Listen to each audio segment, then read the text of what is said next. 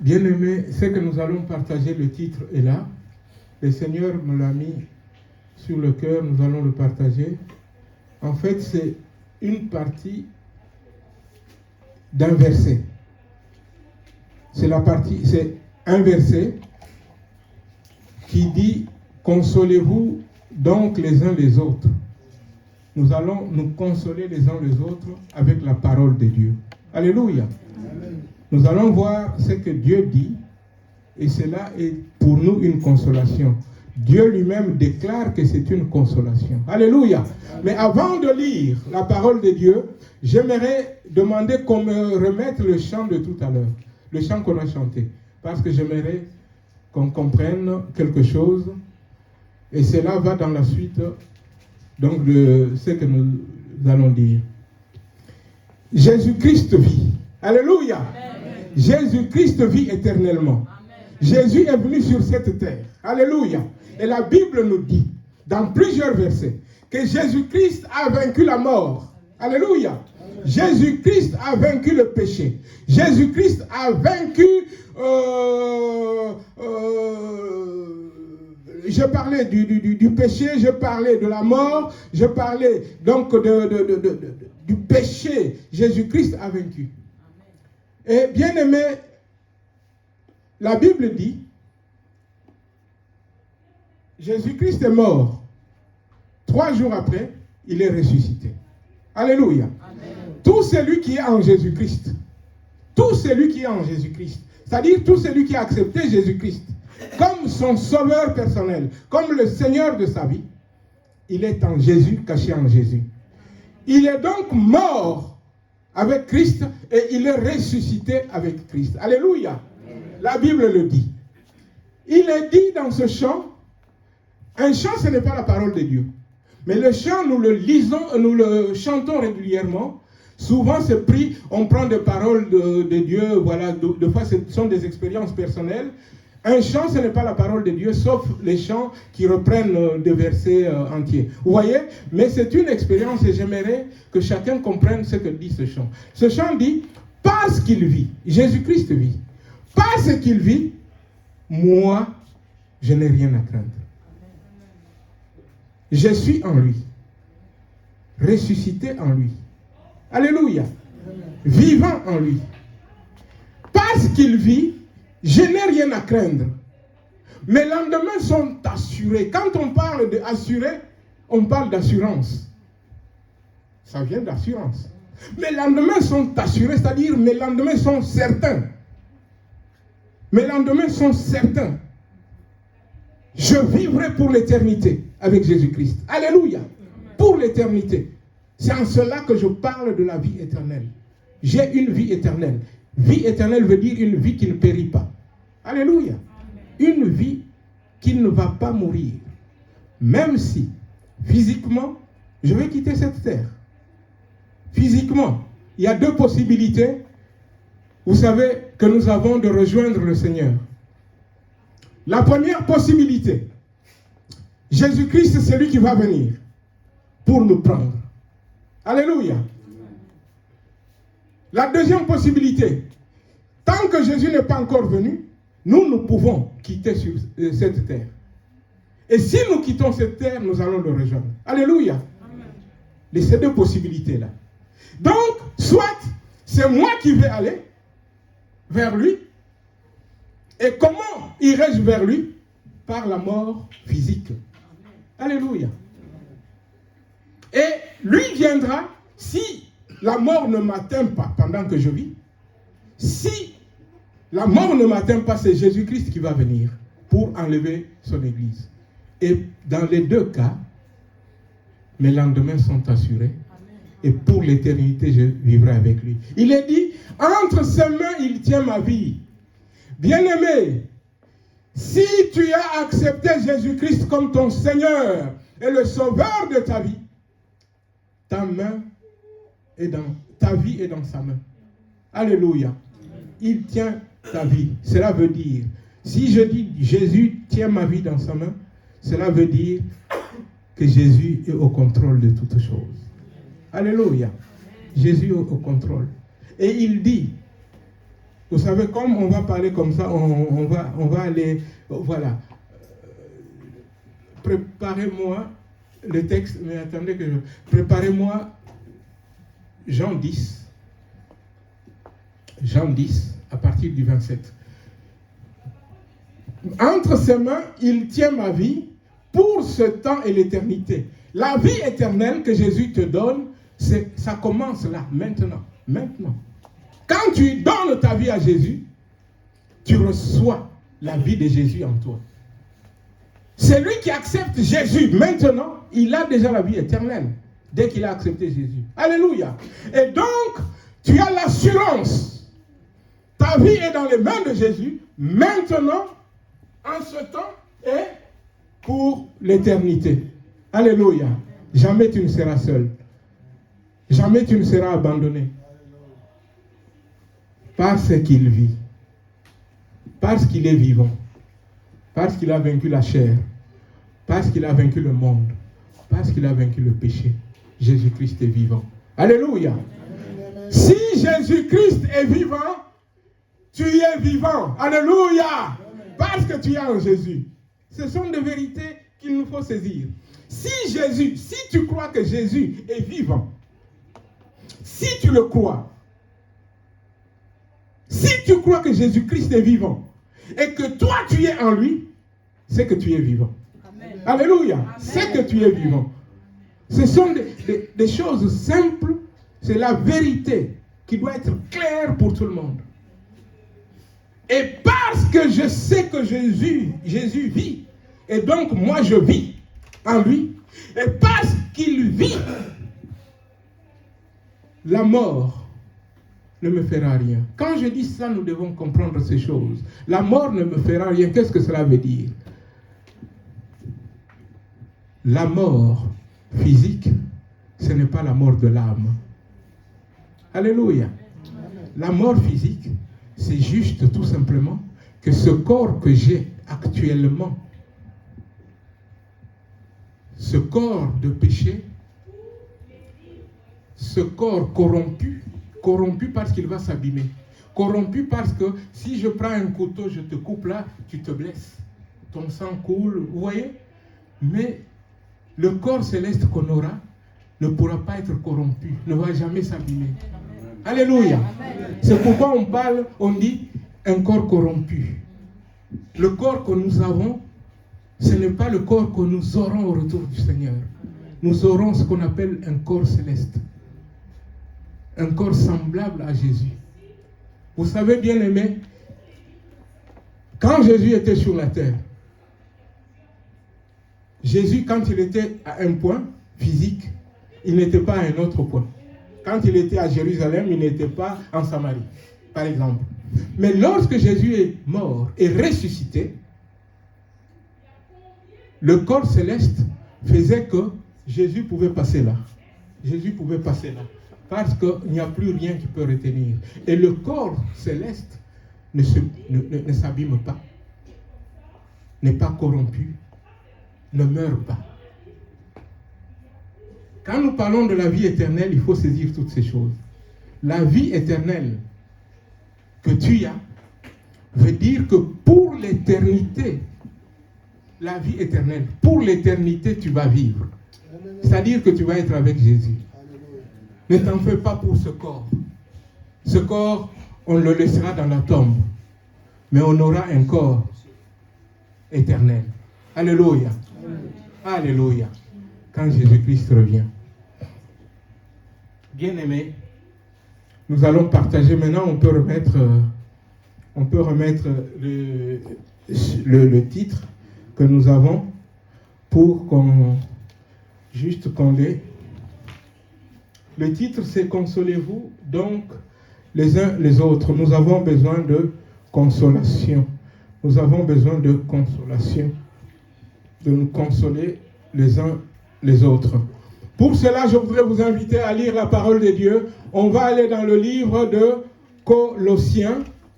Colossiens au chapitre 3. Colossiens chapitre 3. Nous lirons 2 versets. Colossiens 3. 2 versets, nous lirons le verset 20 et le verset 21. Colossiens 3, verset 20 à 21. Ah non, excusez-moi. Oui, je regardais moi-même, je me disais, c'est pas ça. C'est Philippiens. C'est Philippiens que je veux. Excusez-moi. C'est Philippiens que je veux. Je ne veux pas Colossiens. Philippiens, il est où? C'est Philippiens que je veux.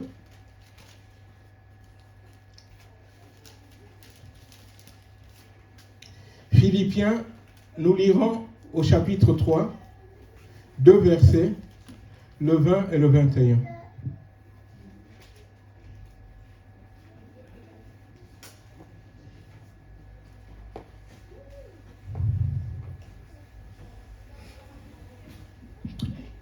Philippiens 3, 20, 21. Nous allons lire ensemble la parole de Dieu.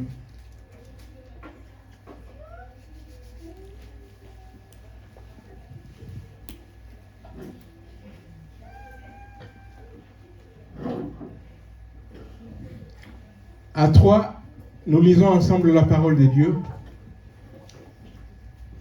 1, 2, 3. Mais notre cité à nous est dans les cieux, d'où nous attendons aussi comme sauveur le Seigneur Jésus-Christ. Le verset d'après. En le rendant semblable au corps de sa gloire, par le pouvoir qu'il a de s'assujettir toutes choses. Amen. Amen. Et je veux lire dans une autre version. Je pourrais vous demander de rester encore. Hein? La version seconde 1979.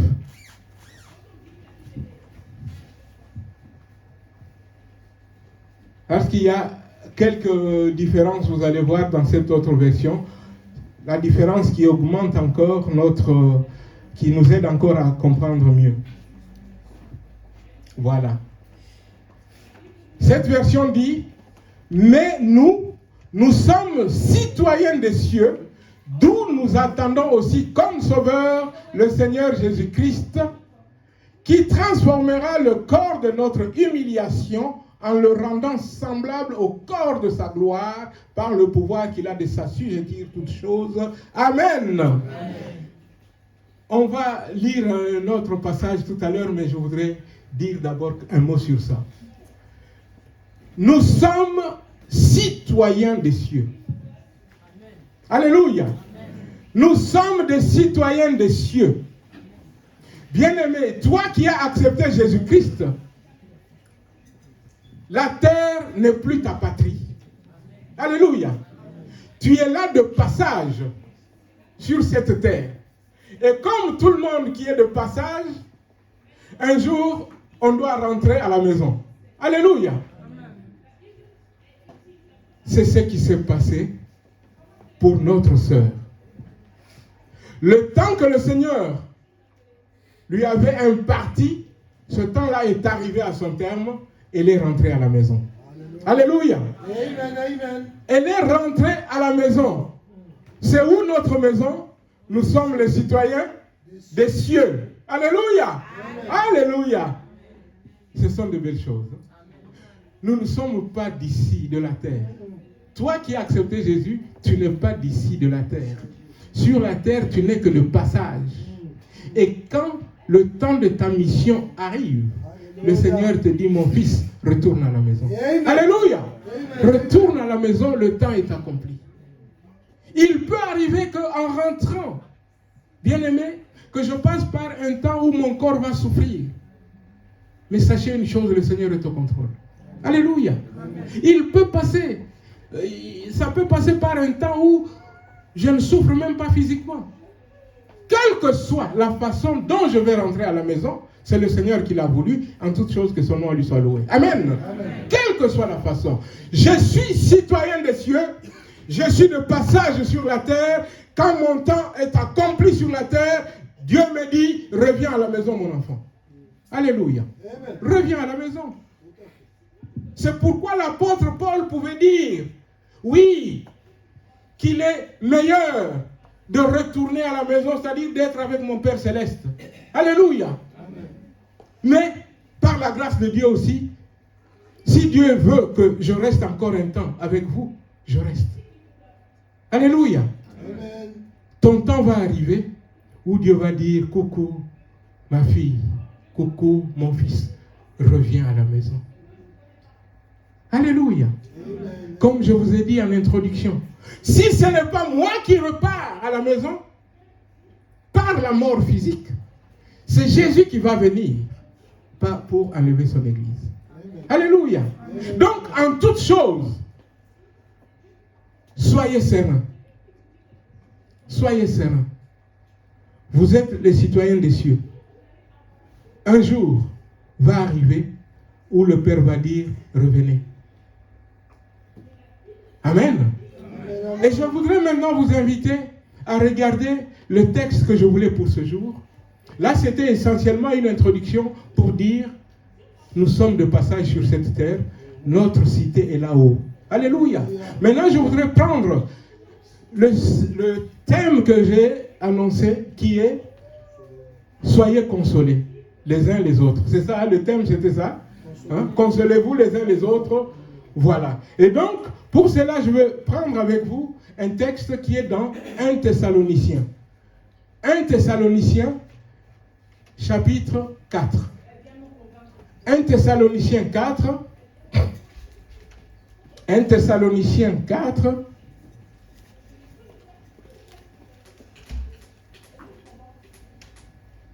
Alléluia. Amen. 1 Thessaloniciens 4, nous allons commencer au 13. Nous lirons du 13 au 18. 1 Thessaloniciens 4, du 13 au 18. Il n'y a pas moyen de mettre d'abord tout en même temps. Non, c'est pas grave. Mais c'est pas grave. On va lire même verset par verset. Tout le monde a trouvé? 1 Thessaloniciens 4, à partir... Ah oui, tout le monde a trouvé, c'est affiché aussi. À partir du 13. Je lis la parole de Dieu avec vous. Nous ne voulons pas, frères, que vous soyez dans l'ignorance au sujet de ceux qui dorment, afin que vous ne vous affligez pas comme les autres qui n'ont point d'espérance. Car si nous croyons que Jésus est mort et qu'il est ressuscité, croyons aussi que Dieu ramènera par Jésus et avec lui ceux qui sont morts. Voici en effet ce que nous vous déclarons d'après la parole du Seigneur. Nous les vivants, restés pour l'avènement du Seigneur, nous ne devancerons pas ceux qui sont morts. Car le Seigneur lui-même a un signal donné, à la voix d'un archange et au son de la trompette de Dieu, descendra du ciel et les morts en Christ ressusciteront premièrement. Ensuite, nous les vivants, qui seront restés, nous serons tous ensemble enlevés avec eux sur des nuées à la rencontre du Seigneur dans les airs. Et ainsi, nous serons toujours avec le Seigneur. Consolez-vous donc les uns les autres par ces paroles. Amen. Amen. C'est là que j'ai tiré. Voilà. Donc le titre ou le sujet. Consolez-vous donc les uns les autres par les paroles que le Seigneur vient de nous dire. Les paroles du Seigneur sont des paroles très importantes. Parce que c'est ce qui fonde notre foi. Amen. Maintenant, on peut me reprendre le premier verset. C'est ce qui fonde notre foi. La foi est basée sur la parole de Dieu. Alléluia. Amen. Alléluia. Il est dit, Dieu ne veut pas que tu sois dans l'ignorance. Nous ne voulons pas, frères, que vous soyez dans l'ignorance en ce qui concerne ceux qui sont morts avant vous. Nous ne voulons pas, frères, que vous soyez dans l'ignorance au sujet de ceux qui dorment, afin que vous ne vous affligez pas comme les autres qui n'ont point d'espérance. On me laisse d'abord cette page. Il y a beaucoup de choses que le Saint-Esprit nous dit ici.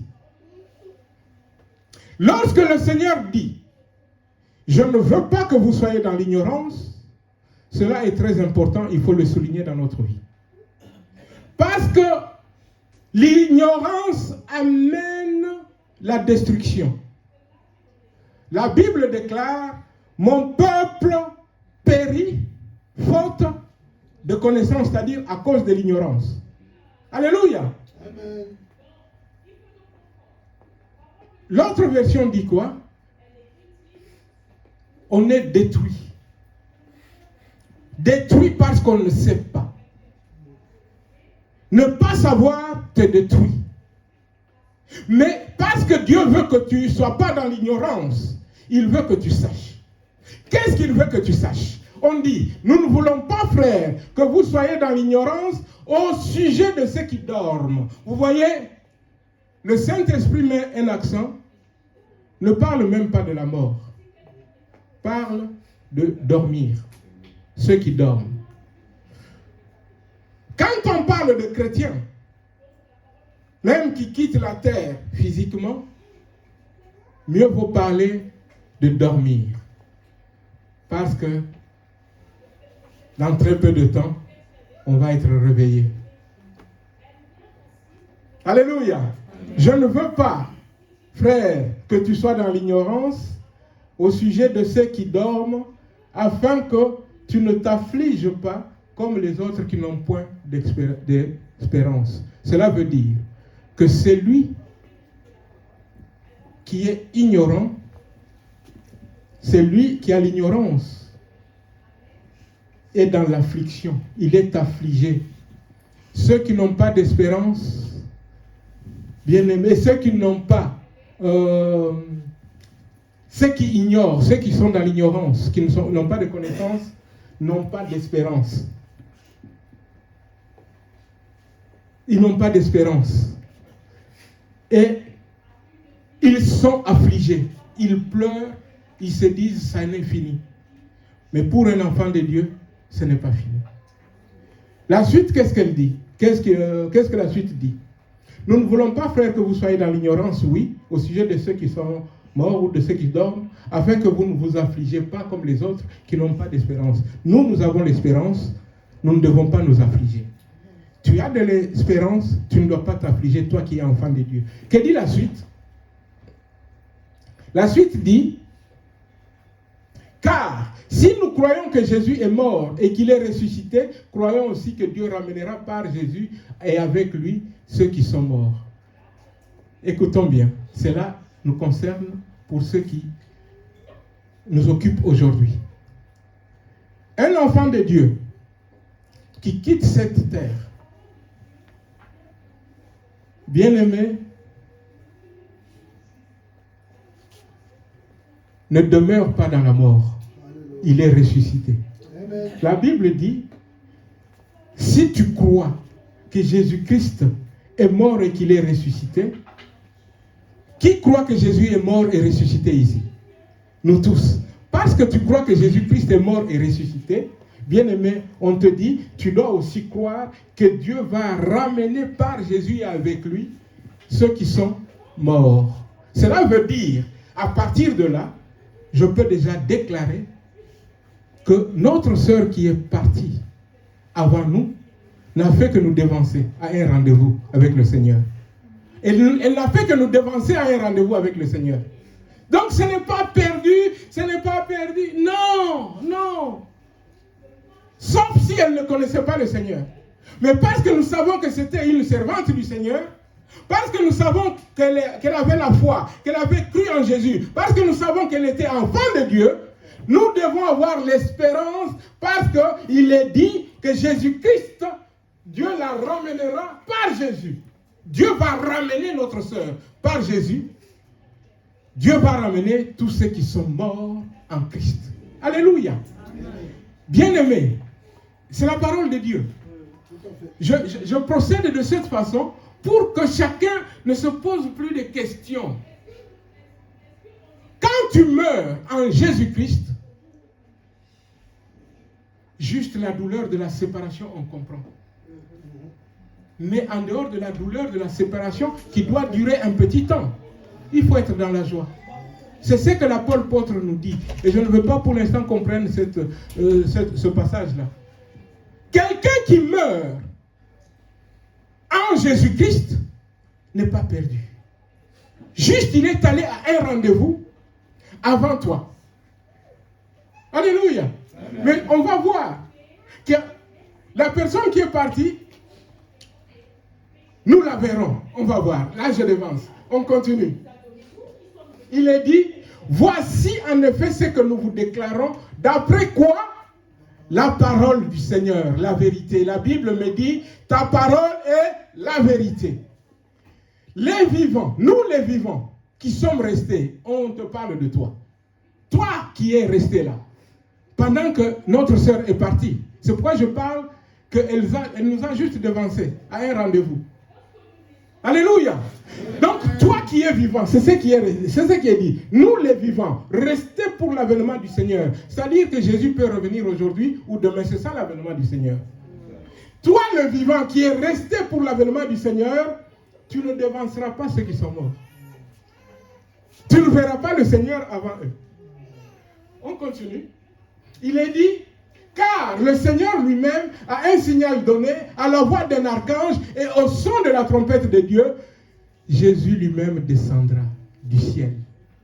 Il est dit, et les morts en Christ ressusciteront. On a vu tout à l'heure que Dieu ramènera les morts en Jésus-Christ.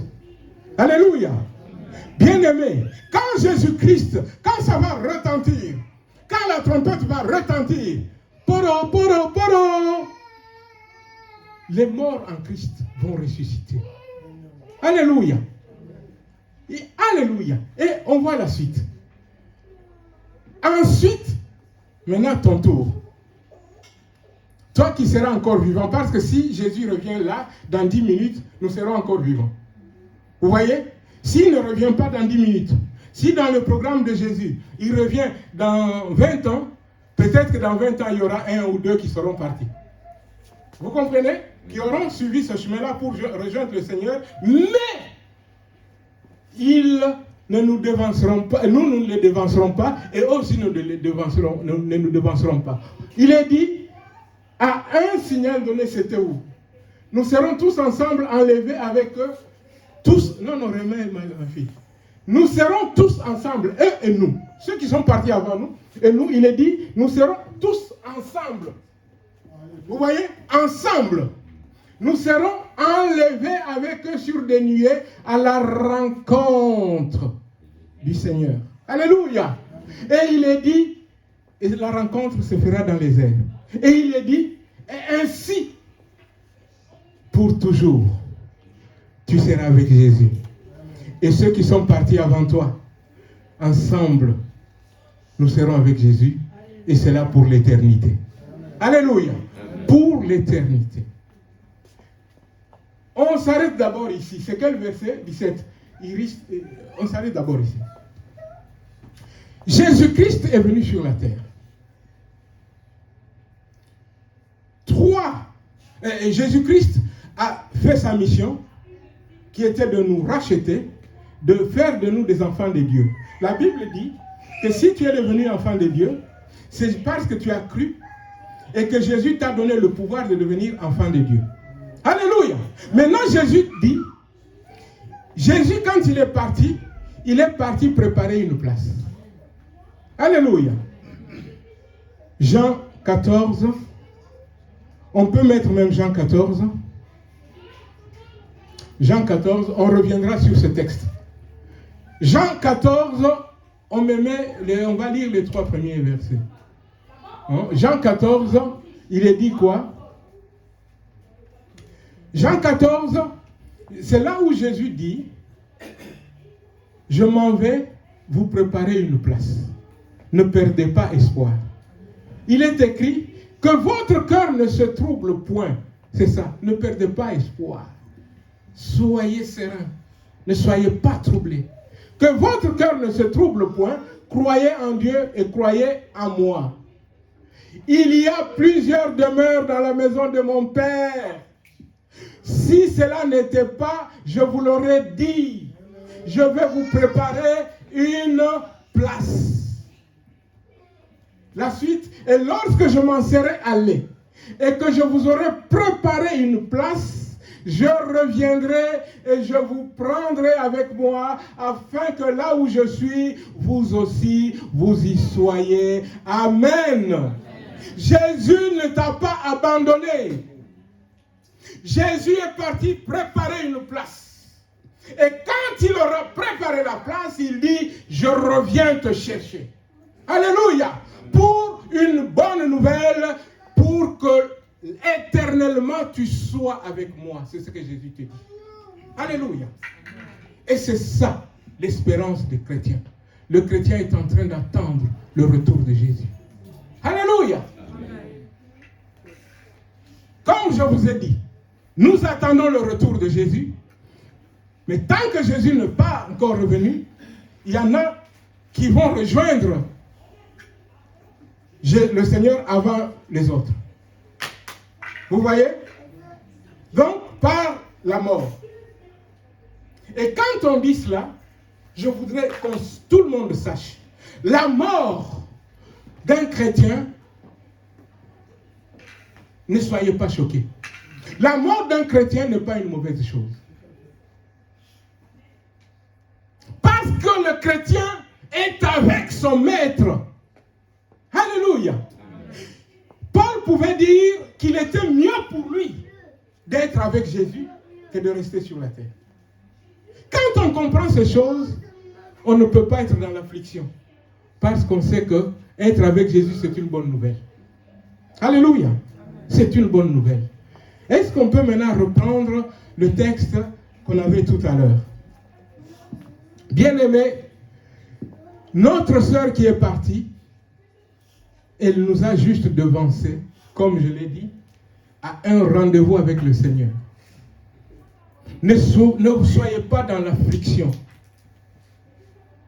Pleurons juste à cause de la séparation.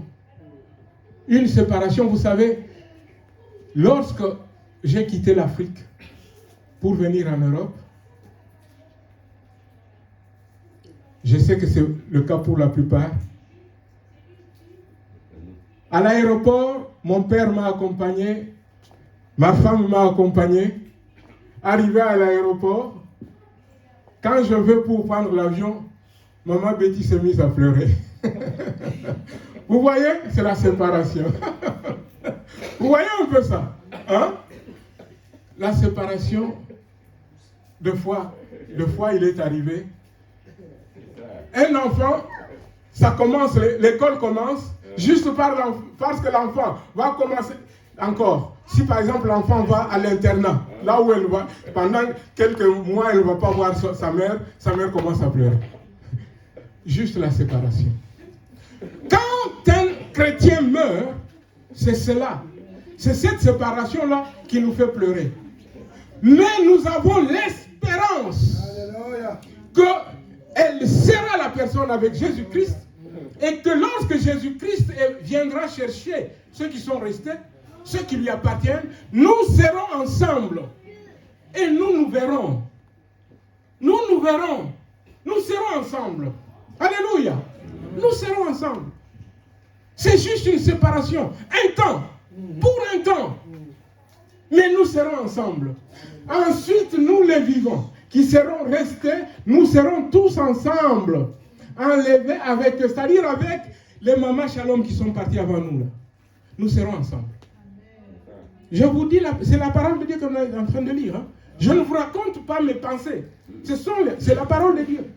Il est dit, nous serons ensemble enlevés avec eux sur des nuées à la rencontre du Seigneur Jésus dans les airs. Et ainsi, nous serons toujours, éternellement. C'est ce que ça veut dire. Nous serons avec Jésus. Nous serons avec Jésus. Nous verrons notre sœur qui nous a devancés. Et elle aura un grand sourire. Parce que auprès de Jésus, il n'y aura plus de souffrance. Alléluia. Il n'y aura plus de souffrance. Parce que nous aurons ce corps céleste. Ce corps qui ne s'abîme plus. Ce corps qui ne périt plus. Et nous serons pour toujours avec l'Éternel. Alléluia. Et qu'est-ce qui est dit par la suite? Le dernier verset. Consolez-vous donc les uns les autres par ces paroles. J'aime quand le Seigneur dit, sois consolé.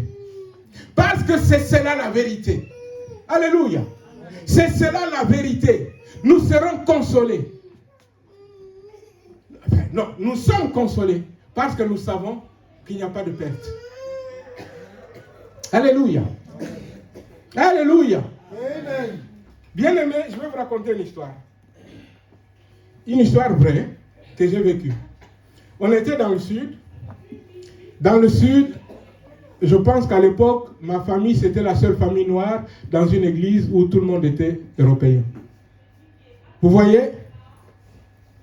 Bien sûr, comme vous le savez, les Africains sont plus, on est plus expressifs. On exprime plus notre joie. J'avais des responsabilités aussi dans l'église. Et un jour, il y a un couple âgé, très âgé. Ils devaient avoir au-delà de 80 ans les deux.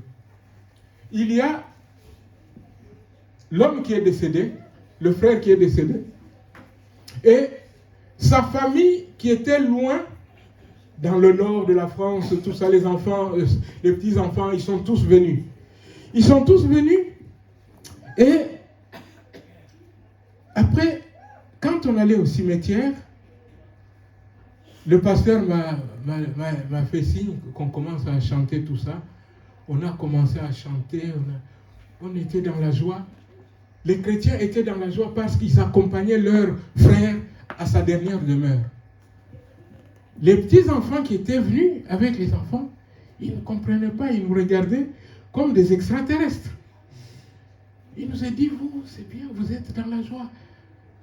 Oui, parce que nous avons l'espérance que notre frère, nous allons le voir. Quand ils ont compris cela, ils se sont mis à chanter avec nous. Notre joie leur a été communiquée. Parce que nous avons l'espérance. Eux, quand ils sont arrivés, ils n'avaient pas d'espérance. Oh, ça y est, c'est fini. Papy, c'est fini. Papy est parti, c'est fini. Nous, on leur dit non. Papy est allé, il va être avec Christ. Ah bon? Oui. Lisez. Ah? Et oui. Et nous, bientôt, nous serons avec Papy dans la joie. Alléluia. Amen. Et la joie les a saisis aussi. Consolez-vous par la parole de Dieu. La parole de Dieu vous dit, votre sœur qui est partie, elle n'est pas perdue. Elle vous a juste devancé à un rendez-vous. Et bientôt, vous la verrez. Alléluia. Alléluia. Vous la verrez. Quand on comprend cela, bien-aimé, on se dit, ma peine n'est que pour un petit temps. Juste le choc. Voilà, je pleure pour le choc. Mais après, je me ressaisis parce que je sais où est ma sœur. Ma sœur n'est pas perdue. Si tu es là et tu déclares que Maman Shalom était une servante de Dieu,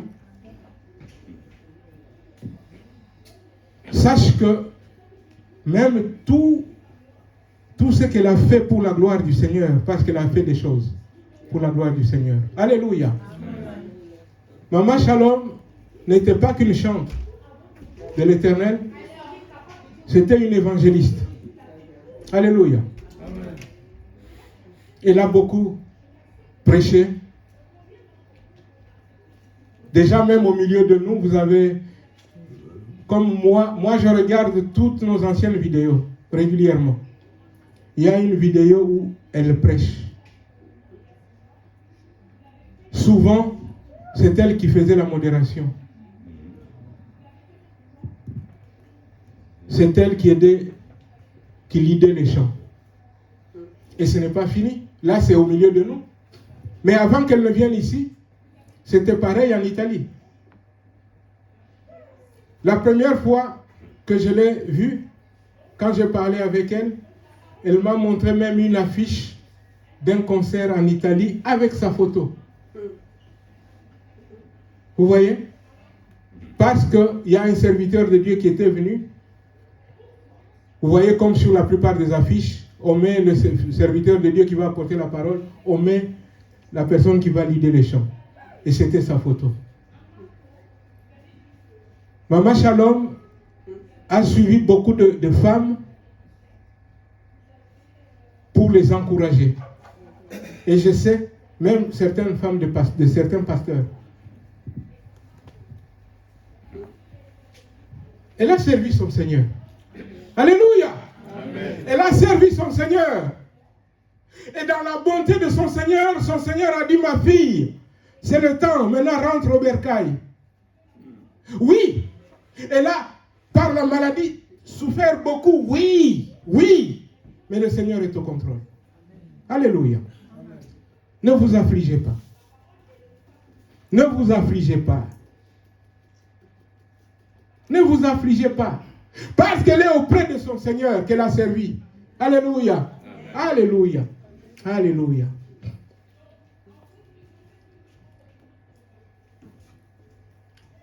C'était une intercesseuse. Elle a beaucoup prié avec beaucoup.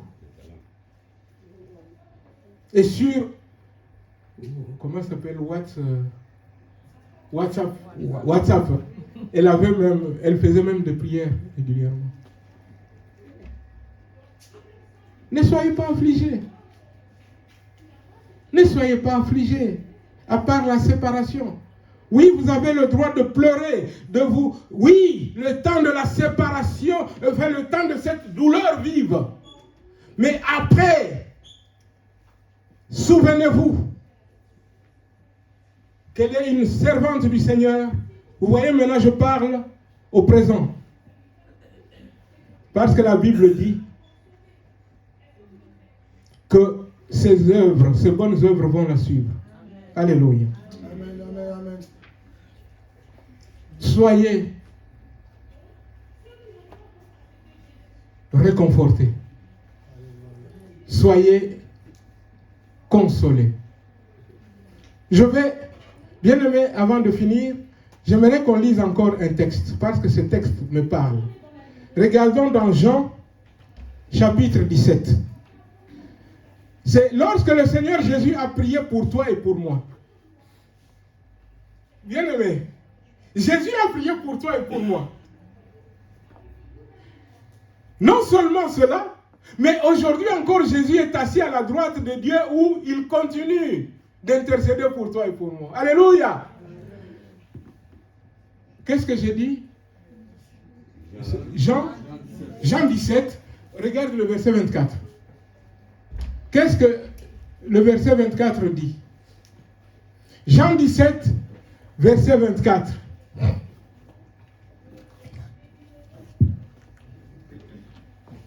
Nous lisons la parole de Dieu. Ça, c'est lorsque Jésus priait. Ce qu'il a dit à son Père. Jésus a dit à son Père, Père, je veux que là où je suis, ce que tu m'as donné soit aussi avec moi. Alléluia. Amen. Non, je reprends. Tellement c'est beau. Je déclare, c'est la prière de Jésus. Hein. C'est pas moi qui le dis. Hein. C'est la Bible, c'est la prière de Jésus. Jean 17, Jésus est en train de prier pour toi et moi. Jésus dit à son Père, Père, je veux que là où je suis, ce que tu m'as donné soit aussi avec moi, afin qu'il voie ma gloire. La gloire que tu m'as donnée, parce que tu m'as aimé avant la fondation du monde. Amen. Amen. Où est la servante de Dieu? Je veux que là où je suis, ce que tu m'as donné soit avec moi. Amen. Alléluia. Amen. Dites-moi, quelle est la meilleure chose à part ça? Quelle est la meilleure chose que d'être aux côtés du Seigneur. Et j'ai encore une révélation. Vous savez où est Jésus? Je te le dis pour que tu saches ce qui t'attend aussi. La Bible dit, ça me pousse encore à ouvrir encore d'autres passages, mais je vais le dire comme ça. La Bible dit, Jésus est assis à la droite du Père où il intercède. Alléluia! C'est pour que nous comprenions. Mais la Bible dit aussi, Jésus est assis sur le trône du Père. Lorsque Jésus me dit que là où je suis, c'est là où tu seras, ça veut dire quoi?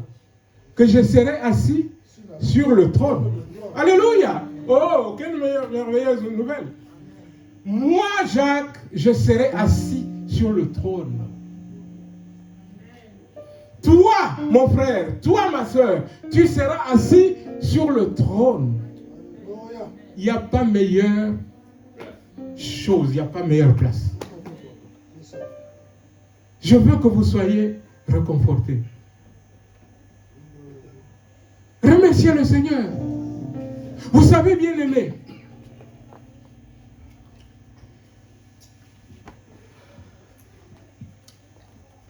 lorsque je regarde ma femme, lorsque je regarde mes enfants, lorsque je vous regarde, la bonté de Dieu a voulu que je vous connaisse. Vous comprenez? La bonté de Dieu a voulu cela. Cela veut dire que Dieu m'a prêté vos vies pour un temps sur la terre. Alléluia. Dieu a mis ma femme à mes côtés pour le temps que Dieu a choisi. Il y aura un temps, si le Seigneur ne revient pas avant, elle ou moi, quelqu'un partira avant. Et celui qui va rester doit remercier le Seigneur en lui disant merci. Parce que pour un temps de ma vie, ça peut être 20 ans, 40 ans, 50 ans, tu m'as prêté cette personne qui a fait mon bonheur sur la terre. Alléluia. Et ton temps est arrivé où tu as repris la personne. En cela, sois béni, Seigneur. Alléluia. Dieu t'a prêté les enfants que tu as pour un temps. Ces enfants-là font ton bonheur pour un temps. Dieu t'a prêté ton mari pour un temps. Dieu t'a prêté ta femme pour un temps. Et il y aura un jour où Dieu va dire, mon fils, ma fille, retourne à la maison. Ne maudis pas le Seigneur, mais remercie-le pour ce jour-là. Alléluia! Tout ce que Dieu fait est bon. Tout ce que Dieu fait est bon. Dieu est bon. Alléluia! Ne blâme pas Dieu. Tu ne connais rien. Mais remercie-le. C'est ça la foi. Tout ce que Dieu fait est bon. Et moi, je vais te remercier, Seigneur, parce que tu m'avais donné Maman Shalom pour un temps. Et le temps où elle a vécu avec moi. Un temps où elle nous a bénis avec les chants. Un temps où elle nous a bénis avec la parole. Un temps où elle nous a bénis avec la prière. Seigneur, comment ne pas te remercier? Comment ne pas te remercier? Pourquoi dois-je m'élever contre Dieu? Dieu, tu es méchant. Tu as pris la servante. Et non! Je dois dire Dieu merci. Merci parce que tu m'avais donné pour un temps. Dieu ne m'avait pas dit qu'elle me l'avait donné pour 100 ans. Non, non, non, non. Dieu je ne connaissais même pas le terme. Mais c'est pour un temps que Dieu l'avait mise là. Et Dieu a dit, ça y est, le temps est arrivé. Je veux que chacun de vous soit consolé ce matin. Papa Marius, je veux que tu sois consolé ce matin. Que tu sois consolé. Le Seigneur t'avait donné une femme merveilleuse. Le Seigneur t'avait donné une mère pour tes enfants. Le temps est arrivé où le Seigneur a voulu reprendre sa servante. Pour cela, je lui dis merci. Pour cela, tu lui diras merci. Pareil pour mon fils. Ivan. Pareil pour Samuel. Dans son amour, Dieu vous avait donné une mère merveilleuse. Mais dans son amour aussi, Dieu a trouvé que c'était le temps. Sois consolé. Soyez consolés, l'église de Dieu. Soyez consolés. Dieu est amour. Alléluia. Dieu est amour. Soyez consolés. Dieu ne fait rien de mauvais. Soyez consolés. Soyez consolés parce que Jésus-Christ revient. Soyez consolés parce que nos yeux verront celle qui est partie avant nous. Soyez consolés. Soyez consolés. Soyez consolés. Que le Seigneur vous bénisse.